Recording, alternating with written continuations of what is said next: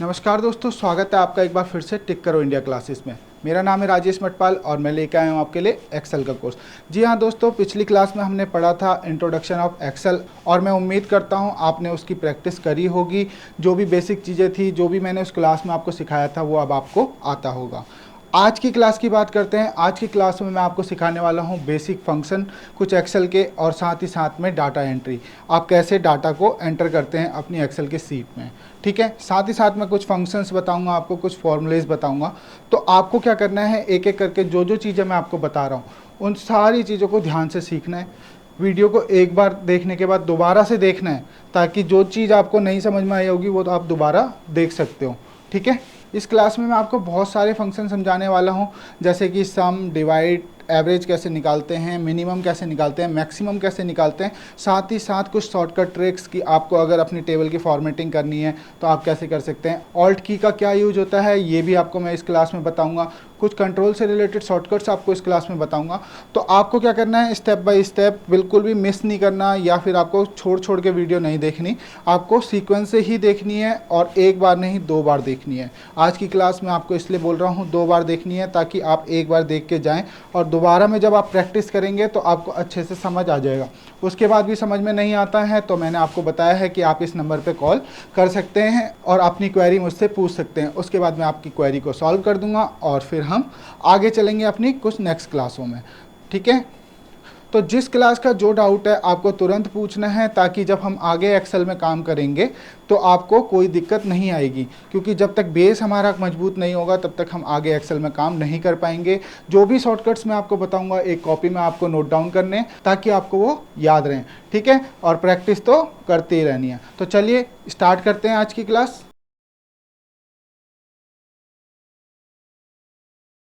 तो चलिए दोस्तों स्टार्ट करते हैं आज की क्लास। सबसे पहले देखिए, क्लास में कुछ समझाने से पहले मतलब फंक्शन, फार्मूलाज, ये सारी चीज़ें मैं बाद में आपको बताऊंगा। सबसे पहले मैं आज आपको बताऊंगा माउस के पॉइंटर के बारे में। देखिए, मैंने आपको बोला था मैं बिल्कुल बेसिक से चीज़ें सिखाऊंगा, तो मैं कोई भी चीज़ ऐसी छोड़ने वाला हूँ ही नहीं जो आपको पता ना हो। ऐसे बहुत से क्वेश्चन होते हैं इंटरव्यू में जो आपसे पूछ लिए जाते हैं।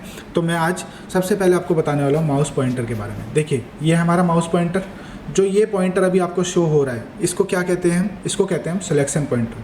क्योंकि हम देखिए इसको ड्रैग करके कहीं भी सेलेक्ट करते हैं तो इसको हम कहते हैं सिलेक्शन पॉइंटर। या हम कहीं भी किसी सेल को सेलेक्ट करते हैं तो इसको क्या कहते हैं हम, सिलेक्शन पॉइंटर। तो याद रहेगा क्या कहते हैं इसको, सिलेक्शन पॉइंटर, ठीक है। नेक्स्ट, अब देखिए मैं किसी सेल को सेलेक्ट कर लेता हूँ। जैसे ये मैंने सेल सेलेक्ट करी, इसमें देखिए मैं अगर बिल्कुल कोने पे जाता हूँ सेल के, देखिए ये सेल है, इसका कोना है, तो देखिए पॉइंटर चेंज हो गया, ये पॉइंटर चेंज हो गया। इस पॉइंटर को हम कहते हैं फिल हैंडल। क्या कहते हैं, फिल हैंडल, ठीक है। इस अभी आपको ये याद रखना है कि इसको कहते हैं फिल हैंडल। इसका क्या यूज है मैं आपको आगे बताऊंगा, तब मैं आपसे यही बोलूँगा। अब यहाँ पर हम यूज करेंगे फिल हैंडल, ठीक है, ओके। अब नेक्स्ट देखिए, इसी सेल में अगर हम थोड़ा सा इधर आते हैं, थोड़ा सा इधर ऊपर जाते हैं या कहीं भी जाते हैं, तो ये कर्सर फिर से चेंज हो गया है। अब इसमें क्या आ रहा है, चारों साइड एरो आ रहे हैं। तो इसको क्या कहते हैं हम, इसको कहते हैं मूविंग माउस पॉइंटर। क्या कहते हैं, मूविंग माउस पॉइंटर। इसका भी क्या यूज है वो भी अभी आपको बताऊंगा, ठीक है। तो चलिए, आपको मैंने माउस पॉइंटर के बारे में बता दिया। अब हम थोड़ा सा आते हैं अपने वर्क पे। आज मैं आपको बताने वाला हूँ थोड़ा सा डाटा एंट्री के बारे में, कि आप अपने डाटा को कैसे एक्सेल में एंटर करते हैं, ठीक है। तो चलिए, उसके लिए हमें थोड़ा सा कुछ काम करना पड़ेगा, कुछ चीज़ें बनानी पड़ेंगी, अपना डाटा यहाँ पर डालना पड़ेगा। तो मान लीजिए आज हम बनाने वाले हैं कि स्कूल का रिजल्ट, कुछ बच्चों का रिजल्ट हम यहाँ पर बनाएंगे। तो वो कैसे बनाएंगे, चलिए देखते हैं। सबसे पहले हम यहाँ पर कुछ डाटा फिल करेंगे। मैं सबसे टॉप से चालू करता हूँ। आप कहीं से भी, जहाँ पे आप मन करे आपका, वहाँ से आप कहीं पे भी डाटा फिल कर सकते हैं, फिर उसी सीक्वेंस में आप काम कर सकते हैं। मैं स्टार्टिंग से ही कर रहा हूँ। तो सबसे पहले मैं यहाँ पर क्या लिखूँगा, सीरियल नंबर, ठीक है। उसके बाद मैं यहाँ पे लिखता हूँ स्टूडेंट नेम, ठीक है। उसके बाद मैं सब्जेक्ट के नाम लिख लेता हूँ, जैसे इंग्लिश, हिंदी, मैथ, साइंस, ठीक है। मैंने 4 सब्जेक्ट के नाम लिख लिए यहाँ पे। अब आप एक चीज़ देख रहे हो, सीरियल नंबर पूरा दिख रहा है, स्टूडेंट नेम पूरा नहीं दिख रहा, क्योंकि स्टूडेंट नेम का जो स्पेस है, जो उसने स्पेस लिया है, वो इस कॉलम से बड़ा है।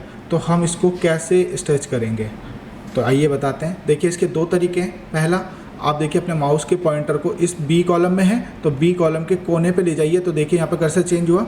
आप इसको अपने माउस से लेफ़्ट क्लिक करके ड्रैग कर लीजिए, जितना भी बड़ा आपको चाहिए। देखिए जहाँ तक भी आप करेंगे वहाँ तक ये ड्रैग हो जाएगा, जितना आप चाहते हैं। देखिए मैंने यहाँ तक किया तो यहाँ हो गया। आपको चाहिए कि नहीं स्टूडेंट नेम तक ही करना है तो यहाँ तक कर लिया। ऐसे आप इसको ड्रैग कर सकते हैं। चलिए अब मैं कंट्रोल जेड करके वापस ले जाता हूँ इसको, ताकि मैं आपको दूसरी चीज़ भी दिखा सकूँ, दूसरा तरीका भी बता सकूँ। वो इससे भी सिंपल है। आपको क्या करना है, आपको वही बी कॉलम पे जहाँ पे आपका नाम पूरा नहीं दिख रहा है उसी के बिल्कुल साइड में जाना है। यही आपको देखिए यहाँ पर कर्सर बन जाएगा। उसके बाद आपको यहाँ पर करना है डबल क्लिक। क्या करना है, डबल क्लिक। जैसे ही आप डबल क्लिक करेंगे वो ऑटोमेटिक पूरा कॉलम ओपन हो जाएगा, जितना भी आपको स्पेस रिक्वायर्ड होगा। यानी कि जैसे स्टूडेंट नेम के लिए हमारे पास इतना स्पेस रिक्वायर्ड था तो ये इतना ड्रैग हो गया। अगर हमारा नाम और बड़ा होता तो ये उस हिसाब से ऑटोमेटिक फिल हो जाता। ठीक है, तो ये उस हिसाब से ऑटोमेटिक उतना ही बड़ा हो जाता है अगर आप डबल क्लिक करके करते हैं, या फिर आप ड्रैग करके कर सकते हैं। ये दो तरीके मैंने आपको बता दिए हैं। तो चलिए अब आगे बढ़ते हैं। उसके बाद देखिए मैंने अब सब्जेक्ट के नेम भी लिख लिए हैं यहाँ पे, इंग्लिश, हिंदी, मैथ, साइंस। अब हमें यहाँ पर हम लिखते हैं टोटल मार्क्स। टोटल मतलब जैसे इंग्लिश 100 मार्क्स का था, हिंदी 100 मार्क्स का था, मैथ भी 100 मार्क्स का था, साइंस भी 100 मार्क्स का था, तो हम यहाँ पर लिखेंगे 400। ठीक है, उसके बाद हम लिखते हैं स्टूडेंट ने कितने मार्क्स ऑब्टेन किए, तो मार्क्स ऑब्टेन। ठीक है, अब देखिए ये फिर से बड़ा हो गया। अभी तो हमें दिख रहा है, लेकिन जब मैं आई कॉलम में लिखूंगा तो ये विजिबल नहीं होगा। जैसे मैं लिखता हूँ यहाँ पर मार्क्स ऑब्टेन के बाद हमें चाहिए कि हमें निकालना है उसके मैक्सिमम मार्क्स कौन से सब्जेक्ट के आए थे, तो वो कितने मार्क्स थे वो निकालना है। तो हम यहाँ पे लिखते हैं मैक्सिमम मार्क्स। तो देखिए अब यहाँ पर कुछ नहीं दिख रहा, मार्क्स ऑब्टेन का पूरा नहीं दिख रहा मार्क्स। तो हम क्या करेंगे, यहाँ पर डबल क्लिक कर देंगे, यहाँ पर भी डबल क्लिक कर देंगे, तो ये ऑटोमेटिक अपने आप कॉलम बड़ा हो जाएगा। ठीक है, अभी और भी चीज़ें मैं आपको इसमें बताने वाला हूँ। जैसे कि मान लीजिए मैं कंट्रोल जेड कर लेता हूँ, कुछ चीज़ें हैं जो साथ साथ में आपको बताता जाता हूँ। अब देखिए आप चाहते हैं नहीं यार मेरे को नहीं बड़ा नहीं करना, मेरे को ये कॉलम का साइज इतना ही रखना है, तो आप इसको क्या कर सकते हैं, आप इसको कर सकते हैं रैप टेक्स्ट।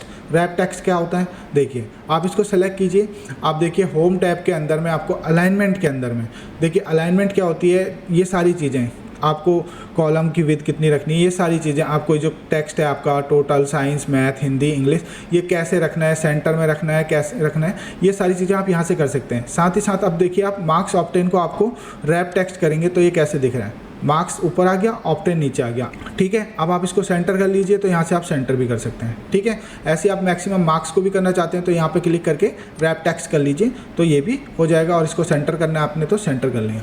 अब आपको सारे एक साथ सेंटर करने हैं तो आप यहाँ से अलाइनमेंट पे जाके इनको सेंटर भी कर सकते हैं। आपको ऊपर सेंटर में करना है, मिडिल सेंटर में, तो आप यहाँ से कर सकते हैं। साइड रखना है तो साइड रख सकते हैं, मैं इनको मिडिल में ही रखता हूँ। ठीक है, तो ये चीज़ भी मैंने आपको बता दी कि अलाइनमेंट आप कैसे यूज कर सकते हैं। ठीक है, चलिए नेक्स्ट चलते हैं। मैक्सिमम मार्क्स भी हमने निकाल लिए। अब मान लीजिए हमें मिनिमम मार्क्स भी निकालने हैं बच्चे के, कि कितने मिनिमम मार्क्स आए हैं बच्चे के, किस सब्जेक्ट में आए हैं, मतलब जो भी उसमें मिनिमम था इन चारों में वो यहाँ पर हमें शो होगा। इसको भी रैप टेक्स्ट कर देते हैं। ठीक है, उसके बाद मान लीजिए हमें निकालनी है बच्चे की परसेंटेज, तो हम यहाँ पे लिखेंगे परसेंटेज। ठीक है, अब देखिए यहाँ पे जो परसेंटेज है वो आधा इधर और आधा ऊपर दिख रहा है, या तो हम इसको ऐसे रहने देंगे, रैप टेक्स्ट हो रखा है इसमें, रैप टेक्स्ट हटा देंगे तो देखिए कैसा दिख रहा है। तो हम इस पर डबल क्लिक कर देंगे तो ये वाइड ओपन हो जाएगा। ठीक है, उसके बाद हमें निकालने हैं स्टूडेंट्स की एवरेज मार्क्स। कि एवरेज मार्क्स क्या होते हैं, एवरेज और परसेंटेज में क्या डिफरेंस होता है वो भी बताऊँगा आपको आज की क्लास में। ठीक है, चलिए तो लगभग सारी चीज़ें हमने लिख ली हैं। अब हमें चाहिए यहाँ पर सीरियल नंबर डालने हैं। ठीक है, मैं यहाँ पर 1 लिखता हूँ, फिर मैं यहाँ पर 2 लिखूँगा। तो ऐसे तो हमारे पास अगर 100 बच्चों की लिस्ट है तो हमारा आधा दिन तो सीरियल नंबर डालने में ही निकल जाएगा, निकलेगा ही बिल्कुल, क्योंकि हम तो 1 2 3 4 लिखेंगे। तो उसके लिए मैं आपको शॉर्टकट तरीका बताता हूँ। इसको डिलीट कर देता हूँ। अब देखिए जैसे यहाँ पर 1 लिखा है, अब मैं इसको आपको माउस के पॉइंटर को यहाँ पर लगाना है, फिल हैंडल बनाना है आपके माउस पॉइंटर को और ड्रैग कर देना है। लेकिन ये तो गड़बड़ हो गई, यहाँ पे सारे 1 1 1 ही आ गए। ऐसा क्यों हो गया जी, मैं बताता हूँ। क्योंकि अभी आपको यहाँ पर आपने केवल सिंगल 1 लिख के इसको ड्रैग कर दिया तो ये जो सेम एज इट इज जो ऊपर था वही उसने सारे में ऑटोफिल कर दिया है। इसको क्या कहते हैं, ऑटोफिल। ठीक है, फिल हैंडल किस काम आता है, ऑटोफिल करने के। ठीक है, तो हम इसको कुछ और बताएंगे। इसको फिर से डिलीट कर देते हैं। अब अगर आपको सीक्वेंस में चाहिए जैसे 1 के बाद 2 3, तो उसके लिए मैं आपको 2-3 तरीके बताता हूँ। देखिए पहला तरीका है आप 1 उसके बाद यहाँ पे 2 लिखिए और उसके बाद इन दोनों को सिलेक्ट कीजिए एक साथ और उसके बाद फिल हैंडल से ड्रैग कर लीजिए जहाँ तक भी आपको चाहिए। देखिए अब आपके सीरियल नंबर बिल्कुल सही हो गए 1 2 3 4 5 6 7 8 9, ठीक है। लेकिन अगर आपने ये 1 के बाद 2 नहीं लिखा होता और यहाँ पे सीधा लिख दिया होता 4, तो ये आपको इसी सीक्वेंस में देगा कि आपने 3 नंबर का गैप रखा हुआ 1 4 के बाद। यहाँ पे देखिए यहाँ पर क्या आएगा, अब देखिए ये कैसे फिल कर रहा है 1 4 के बाद 7 10, क्योंकि आपने 3 नंबर का गैप रखा हुआ है। तो आपने ये ध्यान रखना है कि आप कैसे ऑटोफिल कर रहे हैं, ठीक है। चलिए ये तो था एक तरीका। अब मैं आपको इससे भी बढ़िया तरीका बताता हूँ। आपको यहाँ पे सिंपली क्लिक करना है और अपने कीबोर्ड से कंट्रोल को प्रेस करके रखना है, ठीक है। कंट्रोल को प्रेस करना है और फिल हैंडल पे जाके देखिए अब फिल हैंडल के साथ साथ एक प्लस का साइन और आ रहा है, दिख रहा है आपको। देखिए अब इसको आप ड्रैग कर लीजिए जहाँ तक भी करना है, तो आपके सीरियल नंबर आ गए हैं। तो आप सिंगल एक बार भी एक लिख के और उसके बाद अगर कंट्रोल प्रेस करके कीबोर्ड से फिल हैंडल के साथ ड्रैग करेंगे तो आपके सीरियल नंबर आ जाएंगे। मैं इसीलिए कहता हूँ कि अगर आपको कोई चीज़ आती भी है तो भी आप उस क्लास को लीजिए, क्योंकि बहुत सी ऐसी चीज़ें होंगी जो आपको नहीं आती होंगी। हो सकता है आप में से बहुत से बच्चों को बेसिक चीज़ें आती होंगी, लेकिन ये जो मैंने चीज़ बताई अभी ये ना आती हो, तो इसलिए आपको कोई भी क्लास मिस नहीं करनी, ठीक है। अब मैंने सीरियल नंबर फिल कर लिए, मान लीजिए मुझे केवल 10 तक ही चाहिए, इतना ज़्यादा अभी हमें नहीं लगाना, बहुत टाइम लग जाएगा। अब मुझे यहाँ पे स्टूडेंट नेम लिखने हैं, तो फटाफट से हम यहाँ पे लिख लेते हैं स्टूडेंट नेम। जैसे पहला नाम मैं खुद ही स्टूडेंट बन जाता हूँ, राजेश, सचिन, महेश, दीपक, विजय, अलका, शीना, दिव्या, कोमल, निशा। तो चलिए मैंने 10 स्टूडेंट्स के नेम यहाँ पर लिख लिए हैं, ठीक है। अभी मैं आपको इनको अलाइनमेंट करना दोबारा से ढंग से बताऊंगा। अभी मैंने आपको जैसे ये बिल्कुल सेंटर में कर दिए थे, अभी आगे चल के और अच्छे से आपको ये चीज़ें बताने वाला हूँ मैं। जैसे अभी राजेश, ये सारे नाम यहाँ पर आ रहे हैं, हमें मिडिल में चाहिए तो कैसे करेंगे, एक साथ ही करेंगे हम सारी फॉर्मेटिंग, ठीक है। चलिए अब इंग्लिश पे हम यहाँ पर मार्क्स लिखते हैं। अब मार्क्स भी लिखने लगेंगे तो कितना टाइम लगेगा, जैसे मैंने यहाँ पर 25 लिख दिया, 25 मार्क्स तो अच्छे नहीं लगते, खैर मेरे मार्क्स हैं और मैं 25 मार्क्स लेके आ रहा हूँ, चलो मैंने 80 मार्क्स लिख दिए यहाँ पर, अब थोड़ा सही लग रहा है, ठीक है। ऐसे ही मैं सबके मार्क्स लिखूँगा तो बहुत टाइम लगने वाला है, लगेगा, ठीक है। और ये भी 4-4 सब्जेक्ट के इतने सारे बच्चों के। तो चलिए मैं इसके लिए भी आपको एक शॉर्टकट ट्रिक बताता हूँ। अभी हम वर्क ही तो कर रहे हैं, अभी कोई हमारे पास ओरिजिनल डाटा तो है नहीं। अगर हमारे पास ओरिजिनल डाटा होगा तो फिर तो हमें मैनुअली यहाँ पर लिखना पड़ेगा ही पड़ेगा, लेकिन अभी हम क्या कर रहे हैं, अभी हम सीख रहे हैं। तो हम सीख रहे हैं तो उसके लिए क्या करना है, देखिए मैं बताता हूँ आपको यहाँ पर रैंडम नंबर आप एक्सेल से ले सकते हो। कैसे, आपको इक्वल टू प्रेस करना है। देखिए हम कोई भी फंक्शन या फॉर्मूला यूज करते हैं तो सबसे पहले हमें इक्वल टू लगाना होता है। क्या लगाना होता है, इक्वल टू। इसके बगैर हमारा कोई भी फंक्शन फॉर्मूला काम नहीं करता, ठीक है। तो चलिए अब हमने इक्वल टू लिख दिया। अब हम क्या करेंगे, यहाँ पर लिखेंगे एक फंक्शन रैंडम बिटवीन, RAND। देखिए यहाँ पर आ गया है, आपके पास दिख रहा है रैंड बिटवीन। तो हम अपने कर्सर से नीचे आएंगे, नीचे और टैब प्रेस कर देंगे। जो हमारा सिलेक्शन है उसको अगर हमें चाहिए तो हम उस पर नीचे कर्सर ला के और उसके बाद टैब प्रेस कर देंगे, तो हमारा ये फंक्शन लग गया। अब यहाँ पर देखिए, यहाँ पर धीरे धीरे आपसे सारी चीज़ें पूछेगा, बॉटम नंबर क्या चाहिए, टॉप नंबर क्या चाहिए। अब हमारे मार्क्स जो हैं वो 100 में से हैं, तो हम डिसाइड कर लेते हैं यार हमें ना 5 से नीचे नहीं रखने किसी के नंबर, तो हम 5 लिख लेते हैं, सबसे कम मार्क्स 5 हों, कॉमा, देखिए कॉमा, और टॉप मार्क्स हमारे होने चाहिए 98 100 में से, ठीक है। उसके बाद ब्रैकेट क्लोज कर देंगे, हम एंटर प्रेस कर देंगे, तो देखिए इसने रैंडमली एक नंबर दे दिया हमें 94। तो ये हमारे को देखो, अगर हमें कोई सीखने के लिए काम करना है तो ये बहुत हेल्पफुल है आपके लिए फटाफट डाटा को तैयार करने के लिए। अब देखिए यहाँ पर तो ये नंबर आ गया, अभी नीचे कैसे आएगा, तो उसके लिए क्या करना है, हमें इसको सेलेक्ट करना है और पूरे को ड्रैग कर देना है यहाँ तक जहाँ तक आपको नंबर चाहिए। और उसके बाद आपको क्या करना है, कीबोर्ड से प्रेस करना है Ctrl+D। तो देखिए जैसे ही मैंने Ctrl+D प्रेस किया, ये सारे के सारे नंबर अपने आप फिल हो गए हैं। रैंडम नंबर हैं, ये चेंज होते रहेंगे, अभी आपको सीट में चेंज होते हुए भी दिखाई देंगे। ये अभी 94 था वहाँ पे, अब मेरे को 12 नंबर हो गए इंग्लिश में। लेकिन हम ये अब हम डाटा तैयार कर रहे हैं, इसको भी फिक्स करना मैं आपको अभी बताऊँगा। अब मेरे इंग्लिश के मार्क्स तो पूरे हो गए, अब मुझे चाहिए यार हिंदी मैथ साइंस के भी ऐसे ही फटाफट से हो जाएँ। तो मैं क्या करूँगा, इसको पूरे को ऐसे सेलेक्ट करूँगा राइट साइड में और कीबोर्ड से प्रेस करूँगा Ctrl+R। तो देखिए सारे मार्क्स मेरे आगे हैं, कोई भी मार्क्स 5 से नीचे नहीं होगा और 98 से ऊपर नहीं होगा। अपने आप हमारा सारा डाटा तैयार हो गया है। रैंडमली मेरे बहुत अच्छे मार्क्स भी दिखने लग गए हैं यहाँ पर 77, 71, 68, 42। ठीक है, तो ये आपको रैंडम डाटा फिल करना है। अब मैं आपको वापस थोड़ा सा पीछे ले चलता हूँ। मैंने भी 2 चीज़ें यूज करी, कंट्रोल-D और कंट्रोल-R। इनका मतलब क्या है? इनका मतलब है, देखिए कंट्रोल-D का मतलब होता है फिल डाउन और कंट्रोल-R का मतलब होता है फिल राइट। यानी कि देखिए मैं दोबारा से एक बार ये सब कुछ डिलीट कर देता हूँ। अब तो हमें आ गया है ना कि कैसे फटाफट हम कर सकते हैं। फिर से हमारी टेबल चेंज हो गई है और फिर से मेरे 32 मार्क्स हो गए। ओहो, अब तो 80 हो गए। देखिए यहाँ से अगर हमें नीचे को फिल करना है, ठीक है, हमने इसको सिलेक्ट किया और पूरा जहाँ तक हमें चाहिए वहाँ तक अपनी रेंज सेलेक्ट कर ली और कंट्रोल-D प्रेस कर दिया, तो हमारे सारे मार्क्स यहाँ पर आ गए हैं। यानी कि नीचे को अगर हमें कोई चीज़ फिल करनी है सेम ऊपर जैसी, सेम जो हमने कमांड ऊपर यूज करी थी, सेम फंक्शन जो यूज करा था वो नीचे भी यूज करना है, तो हम क्या करेंगे कंट्रोल-D। अब हमें राइट साइड में भी चाहिए तो हम क्या करेंगे, इसको पूरे को सिलेक्ट करके जहाँ तक चाहिए वहाँ तक सिलेक्ट करके कंट्रोल-R।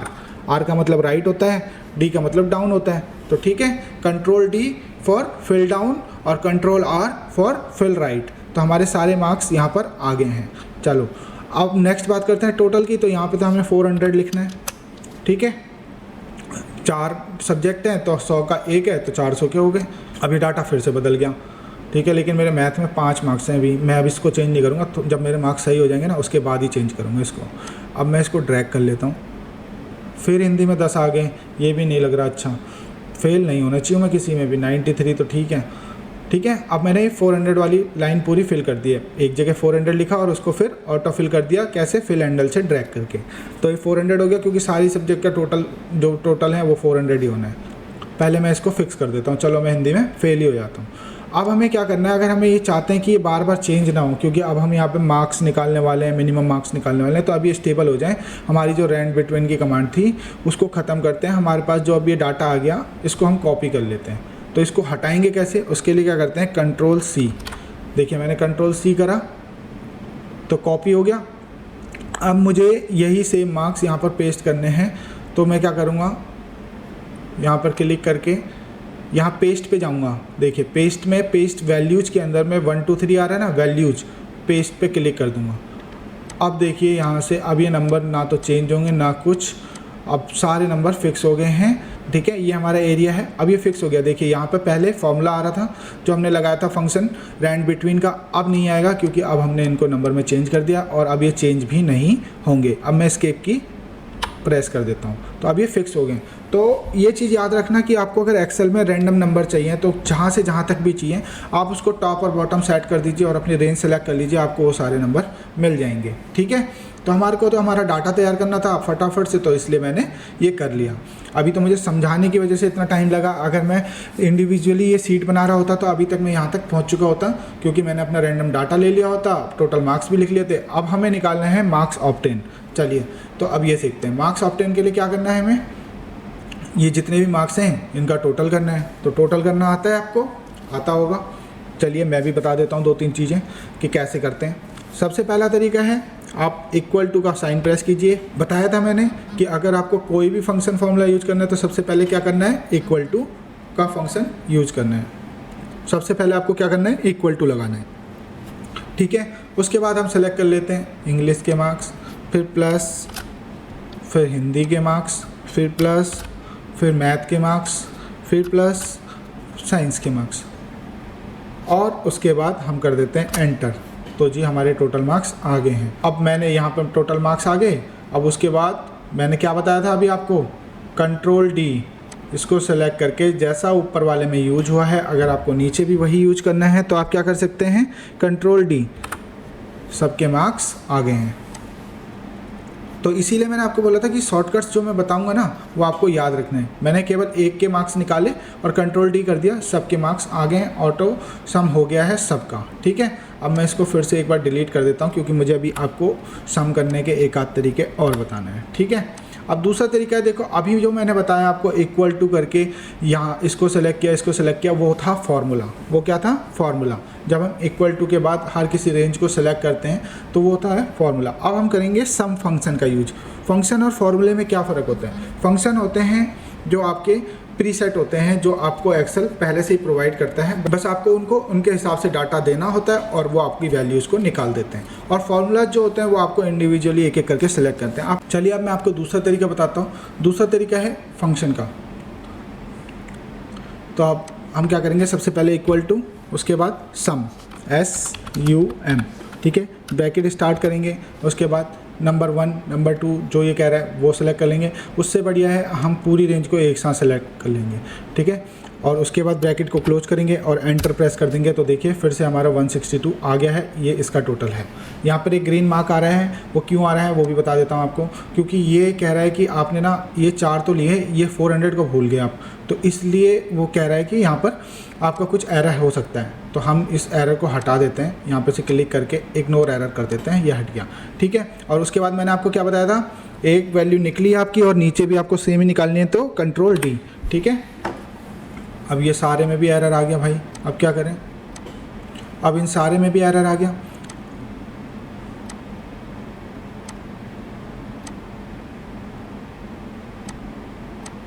सबके एरर हमने हटा दिए, ठीक है। चलिए, तो हमारे मैक्सिमम मार्क्स भी निकल गए। अब मैं एक तरीका और बता देता हूँ आपको। देखिए ये 2 तरीके तो शायद आपको आते भी होंगे, ठीक है। एक और तरीका, आपको क्या करना है, कीबोर्ड से प्रेस करना है Alt = क्या प्रेस किया आपने, दोबारा से बता रहा हूँ, एक बार स्किप करता हूँ। यहाँ पर क्लिक किया और आपको कीबोर्ड से प्रेस करना है Alt = एक साथ प्रेस करना है Alt = ठीक है। जैसे ही आप प्रेस करेंगे तो देखिए फॉर्मूला, देखिए अपने आप सम का फंक्शन लग गया है, रेंज अपने आप सेलेक्ट हो गया है। लेकिन एक गड़बड़ है, रेंज के अंदर में 400 भी आ रहा है, जो कि हमारे मार्क्स नहीं है। तो हमें क्या करना है, यहाँ पर देखिए हमें G की वैल्यू नहीं चाहिए, हमें तो केवल F तक ही चाहिए। तो हम यहाँ पर क्लिक करके फॉर्मूला बार में यहाँ पर F लिख देंगे, तो हमारा हो गया F2 तक। तो फिर से 162 आ गया है। तो क्या प्रेस किया मैंने, Alt = से भी आप अपना सम निकाल सकते हैं। देखिए होम टैब के अंदर में आप अगर लास्ट में एडिटिंग के ग्रुप में जाएंगे तो यहाँ पर आपको ऑटो सम दिख रहा है। आप ऑटो सम के अंदर में देखिए ये Alt = दिख रहा है आपको, Alt = इसी को ऑटो सम बोलते हैं। ऑटो सम का फॉर्मूला होता है Alt + = एक साथ प्रेस करने हैं आपको, तो ये आपका सम निकाल देगा, ठीक है। अब मैं फिर से इसको पूरी रेंज को सेलेक्ट करके कंट्रोल D कर लेता हूँ, तो मेरा सबका सम आ गया है। तो आई होप अब आपको यहाँ तक सारी चीज़ें समझ आ गई होंगी। मैं इसको फिर से एक बार एरर को हटा देता हूँ, वो एरर उसी चीज़ का है, इग्नोर एरर कर देता हूँ, ठीक है।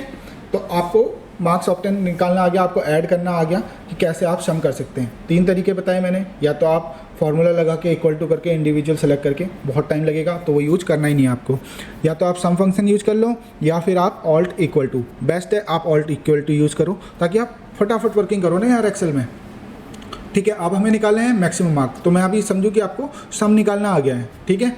अब हमें निकालना है मैक्सिमम मार्क्स। ये जो 4 मार्क्स हैं, कितने गंदे मार्क्स आ रखे हैं इंग्लिश में, 5 मार्क्स, इन चारों में मैक्सिमम किस में है ये हमें यहाँ पे निकालना है। तो उसके लिए हम क्या फंक्शन यूज करेंगे, सबसे पहले = MAX, मैक्सिमम टैब दबाएंगे और रेंज सेलेक्ट कर लेंगे कहाँ से कहाँ तक में। तो ये हमने रेंज सेलेक्ट कर ली, ब्रैकेट क्लोज, एंटर। तो देखिए यहाँ पर हमारा 74 आ गया है, क्योंकि इनमें देखिए 5 मार्क्स हैं, 50 मार्क्स हैं, 74 हैं, 33 हैं। तो हाईएस्ट मार्क्स इसमें है मैथ में 74, तो यहाँ पर 74 आ गया। पूरे को सिलेक्ट करेंगे और कंट्रोल D प्रेस कर देंगे, तो सबके अपने मार्क्स आगे हैं, एरर को हाइड कर देंगे, ठीक है। नेक्स्ट निकालते हैं मिनिमम मार्क्स। इक्वल टू का साइन प्रेस करेंगे और मिनिमम के लिए हमारे पास फंक्शन होता है MIN, मिनिमम। टैब प्रेस करेंगे और फिर से उसी पूरी रेंज को सेलेक्ट कर देंगे जहां हमारे मार्क्स हैं, और ब्रैकेट क्लोज करके एंटर प्रेस कर देंगे। तो देखिए 5 मार्क्स कितने प्यारे लग रहे हैं यहाँ पर। और उसके बाद इसको पूरे को ड्रैग करके कंट्रोल D प्रेस कर देंगे, तो हमारे सबके मिनिमम मार्क्स आ गए हैं। इसको भी इग्नोर एरर कर देते हैं, ठीक है। चलिए ये भी समझ में आ गया। चलिए नेक्स्ट बात करते हैं परसेंटेज की। अब हमें परसेंटेज निकालनी है, तो हम परसेंटेज कैसे निकालेंगे, तो परसेंटेज निकालनी तो आपको आती होगी, चलिए फिर भी मैं बताता हूँ। सबसे पहले इक्वल टू, उसके बाद हमारे कितने मार्क्स ऑब्टेन हुए हैं वो, मतलब हमने कितने मार्क्स आए हैं स्टूडेंट के वो, डिवाइड बाई टोटल मार्क्स कितने हैं बच्चे के वो, इनटू 100। परसेंटेज निकाल रहे हैं तो 100 से इनटू होगा ही होगा। तो देखिए एंटर कर देते हैं, तो हमारी परसेंटेज आ गई है 40.5% हमारे हैं टोटल, ठीक है। तो कैसे निकाला परसेंटेज मैंने फिर से बताता हूँ। देखिए इसमें आपको मैंने डिवाइड करना भी सिखाया और मल्टीप्लाई भी करना सिखाया, ध्यान से देखना। इक्वल टू, ठीक है, उसके बाद मार्क्स ऑब्टेन, कितने बच्चे के मार्क्स आए वो, डिवाइड बाई, डिवाइड का साइन ये होता है, किस में से डिवाइड करेंगे, 400 में से, टोटल 400 मार्क्स थे तो ये सेलेक्ट कर लिया हमने। उसके बाद इनटू मल्टीप्लाई करेंगे हम 100 से, क्योंकि परसेंटेज के लिए 100 से मल्टीप्लाई करना होता है, और एंटर प्रेस कर देंगे तो हमारी परसेंटेज आ गई है। और उसके बाद वही सेम तरीका कंट्रोल डी, तो सबकी परसेंटेज निकल गई है। तो परसेंटेज निकालनी भी आ गई आपको। नेक्स्ट बात करते हैं एवरेज निकालने की। एवरेज कैसे निकालेंगे, अब परसेंटेज और एवरेज में फ़र्क अभी बताऊंगा, क्योंकि ये देखिए ये सेम ही आने वाला है। कैसे, देखिए इक्वल टू एवरेज, AVE, देखिए एवरेज, टैब दबा दूंगा, उसके बाद कॉमा उसके बाद ब्रैकेट लग गया है। ओके जी, एवरेज किसकी निकालनी है वो रेंज सेलेक्ट कर लेते हैं। ये कर ली सिलेक्ट अपने चारों सब्जेक्ट की, ब्रैकेट क्लोज, एंटर, सेम आ गया। और उसके बाद ड्रैग करके कंट्रोल डी कर देंगे तो ये तो परसेंटेज और एवरेज दोनों की दोनों क्या हो गई, सेम हो गई। क्यों हुई सेम, तो सर ये निकालना ही क्यों बताया जब ये दोनों सेम होती हैं। ये दोनों सेम हैं लेकिन ये अलग अलग हो सकती हैं। कैसे, मान लीजिए जो आपका इंग्लिश का पेपर था वो 200 मार्क्स का था। कितने का था, 200 मार्क्स का, तो फिर यहाँ पर चेंजेस आ जाएगा। अभी तो ये 100 मार्क्स के ही थे। मान लीजिए अब मैं मान लेता हूँ कि ये हमारे 200 में से 5 मार्क्स आए हैं, तो 200 में से आए हैं तो यहाँ पर थोड़ा डाटा भी चेंज होगा, 200, 300, 400 और 500, क्योंकि 200 इसके और 100 हमने इनके मान लिए, तो यहाँ पर हमें 500 लिखना पड़ेगा। अब देखिए वैल्यू चेंज होंगी, 500 से हम इसको ड्रैग कर देंगे पूरा 500 में, तो हमारी परसेंटेज तो चेंज हो गई लेकिन एवरेज चेंज नहीं हुई ना, क्योंकि अब हमारे जो मार्क्स हैं वो 500 में से हैं। एवरेज मार्क्स अलग चीज़ है, परसेंटेज अलग चीज़ है। तो आपको समझ में आया, अगर दोनों चीज़ 100 होती तो दोनों चीज़ सेम थी, लेकिन अगर यहाँ मार्क्स हमने बढ़ा दिए तो फिर हमारी परसेंटेज चेंज हो जाएगी, एवरेज चेंज नहीं होगी। एवरेज तो वही रहेगी क्योंकि 4 सब्जेक्ट हैं तो उनकी एवरेज क्या है, ये दिखाता है एवरेज। परसेंटेज ये दिखाता है कि टोटल में से हमारे कितनी % मार्क्स आए हैं। ठीक है, तो आई होप आपको ये भी क्लियर हो गया होगा। चलिए अब थोड़ा सा और आगे बढ़ते हैं। अब मान लीजिए हमारी ये टेबल तो तैयार हो गई है। अभी मैंने आपको क्या क्या चीज़ें बता दी हैं, थोड़ा सा आप रिवाइंड करेंगे।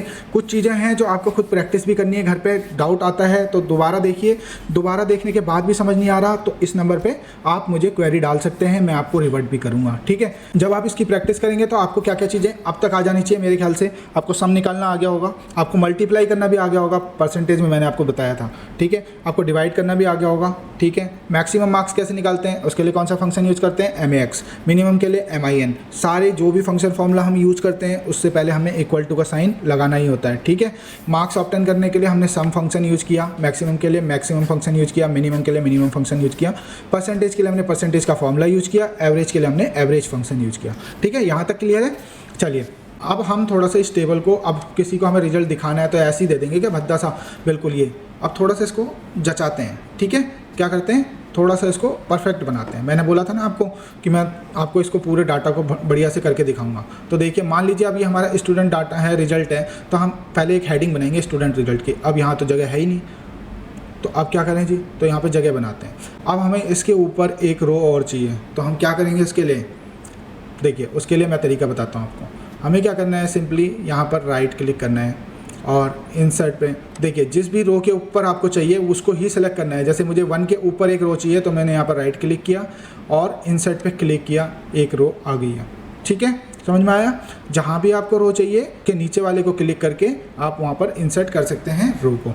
ऐसे ही अगर आपको कोई कॉलम चाहिए, जैसे जे से पहले आपको एक कॉलम चाहिए तो आपको जे को सेलेक्ट करना है और यहाँ पर इंसर्ट कर देना है, तो जे से पहले आपको एक कॉलम मिल जाएगा, वो जे नाम से हो जाएगा, बाकी सारे शिफ्ट हो जाएंगे आगे को, तो आपको कॉलम ऐड करना आ गया होगा।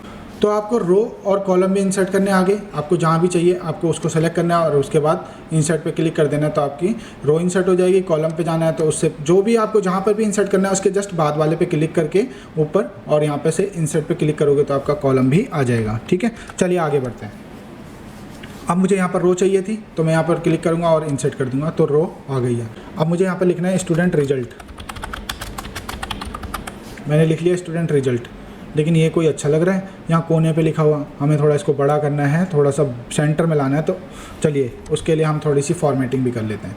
आपको क्या करना है, जहाँ पे आपने स्टूडेंट रिजल्ट लिखा है, अभी तो ये A1 कॉलम में है, A1 में है ना, लेकिन ये रिजल्ट अभी यहाँ B में कुछ लिख दूंगा तो ये छुप जाएगा। आपको क्या करना है, इसको बिल्कुल इसके सेंटर में ले जाना है, लेकिन ये तो A के अंदर यहाँ कैसे पहुँचेगा, चलिए वो भी बताता हूँ। आपको क्या करना है, यहाँ से इसको सेलेक्ट करके पूरा एंड तक, जहाँ तक आपकी सीट है वहाँ तक सिलेक्ट कर लिया आपने, एल तक जहाँ तक आपका डाटा फिल है, और आपको इसी का सेंटर चाहिए ना क्योंकि। उसके बाद आपको करना है मर्ज एंड सेंटर पे क्लिक। देखिए होम टैब के अंदर में clipboard group, font group, alignment group, ये सारी चीज़ें अलाइनमेंट की होती हैं। तो यहाँ पर हमें करना है मर्ज एंड सेंटर में सेलेक्ट करके, तो ये देखिए सेलेक्ट हो गया। अब ये क्या है, ये पूरा A1 का ही सेल बन गया है और इसका ये सेंटर बन गया है। इसका नीचे वाली लाइनों से कोई मतलब नहीं रहा, यहाँ पे B नहीं आएगा अब, ठीक है, क्योंकि हमने इसको मर्ज एंड सेंटर कर दिया है बिल्कुल इसके। अब आपको सेंटर करना आ गया। उसके बाद आपको ये थोड़ा सा बोल्ड करना है, तो आप क्या करोगे, यहाँ पे क्लिक करा और यहाँ पे से देखिए होम के अंदर ही फॉन्ट ग्रुप के अंदर बोल्ड आ रहा है, तो आप बोल्ड कर सकते हो, ठीक है। अभी इसकी शॉर्टकट कीज़ भी बताता हूँ आपको, ठीक है। आप चाहते हो ये जो सीरियल नंबर है इनको भी बोल्ड करना है, तो इनको सबको सेलेक्ट कर लिया, बोल्ड कर लिया। आप चाहते हो जो स्टूडेंट रिजल्ट था इसको थोड़ा सा बढ़ा के रखना है, तो थोड़ा सा इसका फ़ॉन्ट साइज़ बड़ा कर सकते हो आप। यहाँ से फ़ॉन्ट के अंदर में यहाँ पे फ़ॉन्ट साइज़ आप बड़ा कर सकते हो। आप कोई कलर देना चाहते हो तो आप यहाँ से देखिए फ़ॉन्ट का कलर चेंज हो जाएगा, और अगर आपको सेल का भी कलर चेंज करना है तो आप यहाँ से सेल का कलर भी चेंज कर सकते हो, ठीक है। तो ये भी आई होप आपको समझ में आ गया होगा।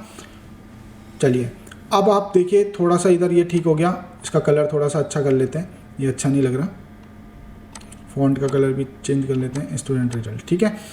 अब आप चाहते हो ये थोड़ा सा ना टेबल फॉर्म में थोड़ा सा लाइनें वाइनें से दिखें इसमें, तो उसके लिए क्या करेंगे, हम इस पूरे को सिलेक्ट कर लेंगे, पूरे को सिलेक्ट कर लेंगे रेंज को, और उसके बाद देखिए फ़ॉन्ट के अंदर ही आपको देखिए यहाँ पे बॉर्डर का ऑप्शन आ रहा है, आप इस पर क्लिक कीजिए एरो पे। आप यहाँ से डिसाइड कर लीजिए आपको कैसा चाहिए, हमें चाहिए ऑल बॉर्डर।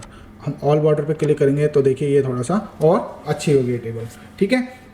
अब आप चाहते हैं कि ये जो देखिए अब नंबर्स हैं आपके वो सारे सेंटर में आ जाएं। एक चीज़ एक्सेल में याद रखना, जो भी हम नाम लिखते हैं वो हमेशा एक्सेल में जो डिफ़ॉल्ट होता है, नाम हमेशा जो भी होगा वो लेफ़्ट साइड से चालू होता है, और कोई भी नंबर लिखते हैं तो वो हमारा राइट साइड में आता है। इसको चेंज हम कर सकते हैं, हम पूरी टेबल को सिलेक्ट करेंगे, हमें चाहिए कि सारी की सारी चीज़ें हमारी मिडिल में हों, तो हम क्या करेंगे मिडिल पे क्लिक करके सबको मिडिल कर देंगे। देखिए अब सारी चीज़ें मिडिल में हो गई हैं, तो थोड़ी सी और अच्छी लग रही है टेबल, ठीक है। अब मान लीजिए आपका ये डाटा है, आपका ये जो डाटा था सीरियल नंबर हमने तो 10 तक ही बनाया है। मान लीजिए हमारी क्लास में 200 बच्चे थे, तो मैं यहाँ से इसको ड्रैग करके 200 तक ले जाता हूँ, ठीक है। मान लीजिए यहाँ तक ले गया। अब मैंने 200 सीरियल नंबर लिख लिए, बच्चों के नाम लिखने, बच्चों के नाम भी मैं यहाँ से, चलो मैं यही बच्चे हैं मान लीजिए, मैं कुछ और बताना चाहता हूँ आपको, इसलिए मान लीजिए अभी यही बच्चे हैं, फटाफट दिखाने के लिए Ctrl+V कर लेता हूँ। इनका डाटा कॉपी हो गया, फिर से Ctrl+V कर लेता हूँ, उसके बाद फिर से Ctrl+V कर लेता हूँ। अब नीचे आता हूँ।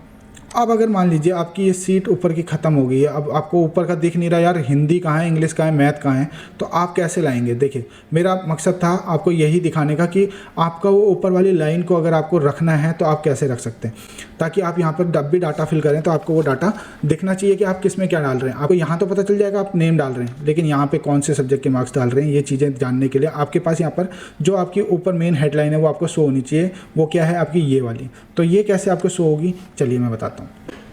अब जैसे हम यहाँ पे कोई वर्क कर रहे हैं तो ऊपर का पता नहीं चल रहा, तो उसके लिए हमें क्या करना है, आपको जाना है व्यू टैब पे। व्यू टैब पे यहाँ पर देखिए आपके पास व्यू टैब के अंदर आपका रिबन आया, रिबन के अंदर में आपको जाना है फ्रीज पेन पे। अब हमें अगर ऊपर की टॉप 2 लाइनें चाहिए तो हमें क्या करना है, हमें सिंपली पहले एस्केप दबा देता है, हमारी कॉपी की कमांड चल रही थी। अब हमें क्या करना है, यहाँ पर सिंपली जहाँ तक हमें लाइन चाहिए उसके नीचे वाली रो पे हमें क्लिक करना है। जैसे हमें सीरियल नंबर वाली लाइन चाहिए और ये चाहिए, तो हम उसके नीचे जस्ट यहाँ पे क्लिक करेंगे और उसके बाद फ्रीज पेन पे क्लिक करके हम यहाँ पर से फ्रीज पेन पे क्लिक कर देंगे। अब आप देखिए नीचे ड्रैग कीजिए, आपका डाटा नीचे चलता जाएगा, लेकिन आपकी जो टॉप की रो हैं वो चेंज नहीं होंगी। अब आपको पता है यहाँ पर स्टूडेंट नेम लिखना है, यहाँ पे इंग्लिश के मार्क्स लिखने हैं, यहाँ पे हिंदी के मार्क्स लिखने हैं, यहाँ पे मैथ के मार्क्स लिखने हैं, यहाँ पे साइंस के मार्क्स लिखने हैं, तो आपका ये चीज़ चेंज नहीं होएगा। तो आपको समझ में आया इसकी क्या अहमियत है। तो आपको फ्रीज पेन यूज करना आना चाहिए। अगर आपको केवल फर्स्ट रो को करना है तो आप सिंपली फ्रीज पेन पे क्लिक करके फ्रीज टॉप रो कर देंगे तो केवल फर्स्ट रो हो जाएगी। लेकिन अगर आपको कहीं और चाहिए, मतलब जहाँ भी आपको चाहिए उससे जस्ट नीचे वाली पे क्लिक करके आपको फ्रीज पेन करना है। अभी यहाँ पे अनफ्रीज पेन आ रहा है क्योंकि हमने फ्रीज पेन लगा रखा है, हम उसको हटा सकते हैं यहाँ से अनफ्रीज करके। अब वो हट गया है, अब देखिए अब कुछ भी नहीं विजिबल होगा, ठीक है। तो फ्रीज पेन का यूज भी आपको बता दिया मैंने। चलिए होम पे चलते हैं वापस, ये डाटा को डिलीट कर देते हैं जहाँ से हमने ऐसे ही लिखा था, मैंने आपको समझाने के लिए बताया था केवल, और इसके बॉर्डर भी हटा देते हैं। अब देखिए यहाँ पे मैंने डाटा तो डिलीट कर दिया लेकिन बॉर्डर रह गए, तो बॉर्डर हटाने के लिए मैं यहाँ से नो बॉर्डर पे क्लिक कर दूंगा तो ये बॉर्डर भी हट गया। और हमारी लास्ट में अगर हमें इस पर बॉर्डर बनाना है तो हम यहाँ से ऑल बॉर्डर पर क्लिक करके ये हमारा बॉर्डर हो गया, ठीक है। ऐसे ही हम ये डाटा को भी डिलीट करना चाहते हैं तो हम यहाँ से डिलीट कर देंगे और यहाँ से भी बॉर्डर हटा देंगे। इसके भी शॉर्टकट्स होते हैं, वो भी आपको बताऊँगा। तो मैंने आपको बताया आप कलर फिल कर सकते हो, आप फॉन्ट का कलर चेंज कर सकते हो, अलाइनमेंट में चीज़ें कैसे कर सकते हो, मर्ज एंड सेंटर कैसे कर सकते हो। आपको कोई भी चीज़ मर्ज करनी है तो आप उसको सेलेक्ट कीजिए और मर्ज कर लीजिए। आपको कोई भी टेक्स्ट को मर्ज करना है तो ठीक है, उससे क्या होता है आपकी सेल मर्ज हो जाती है और फिर उसका सेंटर भी हो जाता है। मतलब कि ए से लेकर एल तक की सारी सेल मर्ज हो गई और आपका जो डाटा है वो आपके सेंटर में आ गया। इसका मतलब होता है मर्ज एंड सेंटर। रैप टेक्स्ट भी मैंने आपको बता दिया। चलिए अब एक चीज़ और बात करते हैं। मैंने आपको शुरुआत में बताया था कि कॉलम एडजस्ट करना, अगर आपका कोई कॉलम बड़ा हो रहा है या छोटा हो रहा है तो उसके लिए जैसे मेरा देखिए, मैं इसको कॉलम को छोटा कर देता हूँ, इसको भी छोटा कर देता हूँ अभी मैं आपको दिखाने के लिए। तो आपको मैं एक कमांड बताता हूँ जिससे आप इसको फटाफट एक ही बार में पूरा सही से मैनेज कर सकते हैं। जैसे मैंने ये सब आधे विजिबल कर दिए, कुछ डाटा हाइड कर दिया, कुछ दिख ही नहीं रहा। अब आपको क्या करना है, तो अगर आपके पास ऐसी टेबल आती है तो आपको क्या करना है, सिंपली पूरी टेबल को सिलेक्ट करना है और कीबोर्ड से प्रेस करना है, एक एक करके, दबा के नहीं रखना कोई भी चीज़, एक एक करके प्रेस करना है। सबसे पहले ऑल्ट, उसके बाद एच, उसके बाद ओ, उसके बाद आई। देखिए जितने भी सेल्स थे वो सारे अपने हिसाब से खुल गए हैं, जहाँ जहाँ जितनी रिक्वायरमेंट थी वो सारी चीज़ें हो गई हैं। अब आपका पूरा सेल सिस्टमेटिक हो गया है। ठीक है, क्या बताया मैंने, ऑल्ट एच ओ आई। क्यों बताया मैंने ये भी बताता हूँ। देखिए ऑल्ट से क्या होता है, आपकी सारी कमांड्स ओपन हो जाती हैं। जैसे ही मैं ऑल्ट दबाता हूँ उसके बाद देखिए आपको यहाँ पे दिख रहा होगा फाइल के लिए एफ आ रहा है, होम के लिए एच आ रहा है। तो मैंने जो ऑल्ट के बाद एच बताया था तो उसका मतलब था एच। अब जैसे मैं एच पे जा रहा हूँ तो एच पे जाने के बाद देखिए नेक्स्ट कमांड आई फॉर्मेट पे ओ, इसलिए मैंने ओ दबाया और उसके बाद मैंने ओ दबाने के बाद मेरे पास देखिए यहाँ पर क्या आ रहा है, auto fit column with I. तो मैंने आई दबाया था तो वो ऑटो फिट हो गया। तो ये होती है shortcut command alt H O I. ठीक है, इसी तरीके से आप ऑल्ट का यूज़ बहुत सी चीज़ों के लिए कर सकते हैं। देखिए आप ऑल्ट प्रेस कीजिए, आपको क्या चाहिए, मान लीजिए मेरे को इसको कलर करना है, ठीक है, तो ऑल्ट प्रेस कीजिए, उसके बाद होम टैब के अंदर है कलर तो एच, उसके बाद आपको क्या करना है, सेल को फिल करना है। सेल को फिल करने के लिए क्या आ रहा है, यहाँ पे एच आ रहा है, आप एच प्रेस कीजिए, आपको कलर दिख गए। आप कलर में देख के यहाँ से कोई सा भी सेलेक्ट करके इसको कलर कर सकते हैं। तो ऑल्ट फंक्शन आपको अगर यूज़ करना आ गया तो आप एक्सेल में इतनी तेज़ वर्क कर सकते हैं कि उसकी कोई लिमिट नहीं है। आपको चीज़ें याद रखनी है, ऑल्ट एच ओ आई जैसे ऐसे फंक्शन में आपको बहुत सारी चीज़ें बताने वाला हूँ अभी। जैसे ऑल्ट एच ओ आई बता दिया मैंने, ऑल्ट इक्वल टू बताया था मैंने आपको, किसके लिए, सम करने के लिए। तो ऑल्ट से बहुत सारी चीज़ें होती है और ऑल्ट किस लिए आता है, हमारी सारी कमांड्स को ओपन करने के लिए। ठीक है, अब जैसे मुझे मान लीजिए इस 5 को बोल्ड करना है तो मैं ऑल्ट एच होम में आया और 1 पे क्लिक कर दूंगा तो देखिए बोल्ड हो गया। कैसे हुआ, देखिए दोबारा दिखाता हूँ, ऑल्ट होम के अंदर एच और बोल्ड के नीचे क्या लिखा हुआ है, देखिए यहाँ पे 1, तो मैंने 1 प्रेस किया तो ये देखो बोल्ड होगा। सारे को बोल्ड करना है तो ऑल्ट एच 1। अब आपको पता चल गया कि ऑल्ट एच 1 प्रेस करते ही हमारा ये बोल्ड हो जाता है। अगर बोल्ड पहले से होगा तो वो बोल्ड हट जाएगा और अगर बोल्ड पहले से नहीं होगा तो वो बोल्ड हो जाएगा। ठीक है, तो ये चीज़ भी आपको समझ में आ गई होगी। तो अब आपको इसकी सारी प्रैक्टिस करनी है। ठीक है, तो आई होप दोस्तों आपको आज की क्लास अच्छे से समझ आई होगी। सबसे पहली चीज़ मैंने आपको बताई थी माउस पॉइंटर के बारे में, कैसे कैसे हम किन किन नामों से हम माउस पॉइंटर को जानते हैं। तो आपको ये चीज़ें याद रखनी है। कभी कभार क्या होता है इंटरव्यू में आपसे पूछ लिए जाते हैं ऐसे छोटे छोटे क्वेश्चन और अगर आपको नहीं आएंगे तो आप अटक जाते हो। तो आपको छोटी छोटी चीज़ें याद रखनी है ताकि आप कोई भी क्वेश्चन का जवाब दे सकें। ठीक है, साथ ही साथ मैंने आपको कुछ फंक्शंस बताए वो आपको प्रैक्टिस करने हैं। उसके साथ साथ मैंने कैसे फॉर्मेटिंग करी है वो सारी चीज़ें आपको याद रखनी है। ऑल्ट का क्या यूज़ था वो मैंने आपको बता दिया। अब आपको क्या करना है, अब आपको करनी है इसकी प्रैक्टिस। आपको सेम एक डाटा लेना है कुछ अलग फिगर्स के साथ, उसके साथ आपको प्रैक्टिस करनी है परसेंटेज निकालने की, एवरेज निकालने की, टोटल निकालने की, आपको डिवाइड की प्रैक्टिस करनी है, आपको मल्टीप्लाई की प्रैक्टिस करनी है। सारी चीज़ें आपको प्रैक्टिस करनी है ताकि जब हम अगली क्लास में मूव करेंगे तो आपको पिछली क्लास का कोई भी डाउट ना रहे और आप इजीली आगे वर्क कर सकें। ठीक है, तो चलिए अब मैं मिलता हूँ आपको नेक्स्ट क्लास में। तब तक के लिए thank you so much, bye bye, take care.